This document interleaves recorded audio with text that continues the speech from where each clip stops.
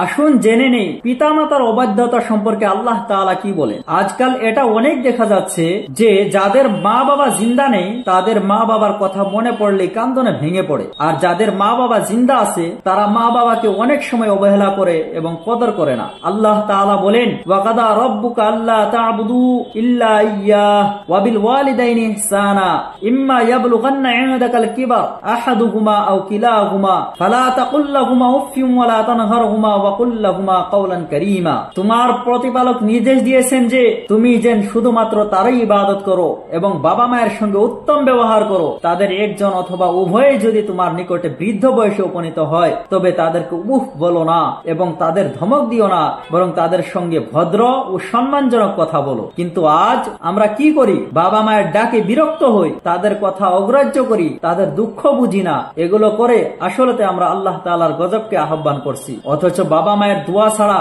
আমাদের জীবনে কোনো বরকত আসবে না। যারা আজ বাবা মায়ের চোখে পানি ফেলে গলা উচ্চ করে কথা বলে আর তাদের বৃদ্ধ বয়সে অবহেলা করে, তারা যেন জেনে নেয় জান্নাতের দরজা তারা নিজ হাতে বন্ধ করে দিয়েছে। নবী সাল্লাল্লাহু তাআলা আলাইহি ওয়াসাল্লাম বলেন, পিতা হলো জান্নাতের দরজা সমূহের মধ্যে সবচেয়ে মাঝখানে, অর্থাৎ অন্যতম শ্রেষ্ঠ দরজা। অতএব তুমি চাও তো এই দরজাটি নষ্ট করে দাও, অথবা চাইলে এর হেফাজত করো। যে সন্তান মায়ের মুখের দিকে রাগম্বিত চোখে তাকায় সে একদিন এই দুনিয়াতেই নিজের চোখ দিয়ে কান্না করবে, যখন মায়ের কবরের পাশে দাঁড়িয়ে আফসোস করবে আর একবার যদি মা বলার সুযোগ পেতাম, কিন্তু তখন আর কোনো সুযোগ থাকবে না। মনে রেখো, আজ যদি বাবা মায়ের দোয়া না নেও তাহলে জীবন হবে সংকীর্ণ, আত্মা হবে অশান্ত, রিজিক হবে অবরুদ্ধ।